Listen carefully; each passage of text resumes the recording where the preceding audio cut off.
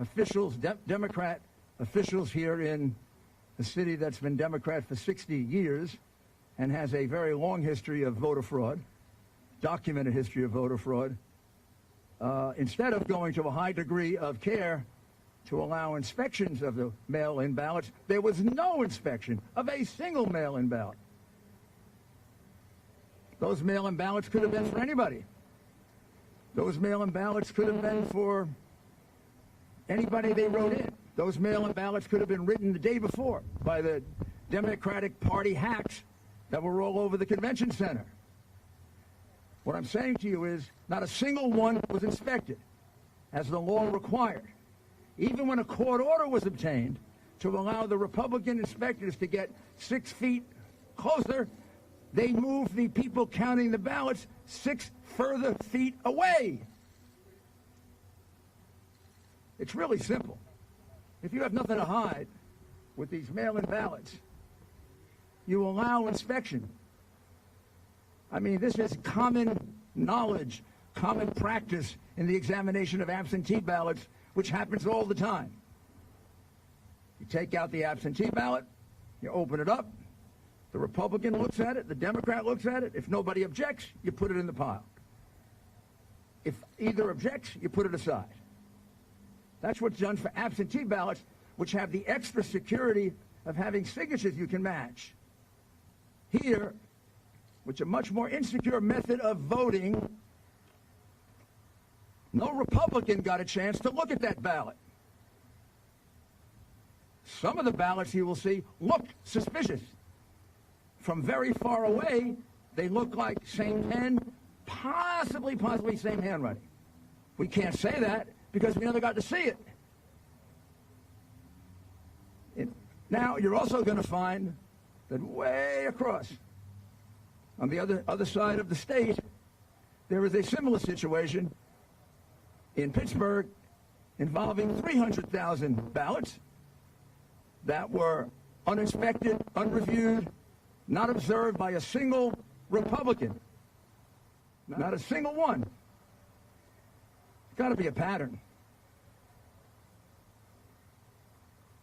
As a friend of mine says, I don't believe in conspiracies, but I also don't believe in coincidences. Kind of funny that all Republicans were rejected here, and all Republicans were rejected in Pittsburgh, and it amounts to about, just about the 700,000 votes that President Trump was ahead by 2 days ago that disappeared.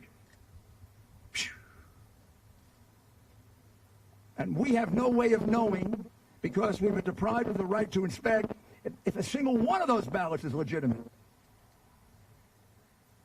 That is unheard of. It's illegal. It's unconstitutional.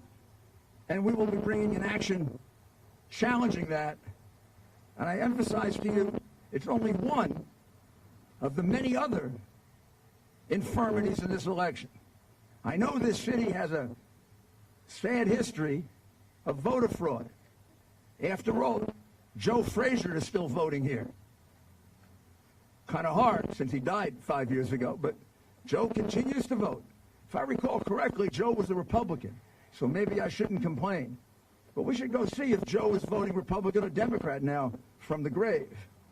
Also, Will Smith's father has voted here twice since he died. I don't know how he votes because his vote is secret.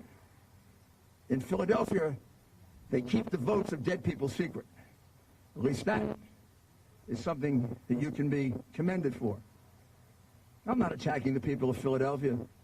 I'm attacking a decrepit democratic machine, which has a lot of other reasons to be attacked.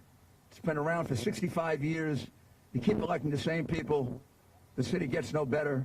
The crime goes way through the roof. The riots you have, the police stand by and watch it, not because of the police, because you have a mayor that lets them stand by and watch it. You got a district attorney who lets people go free. You are poorly served, ladies and gentlemen of Philadelphia.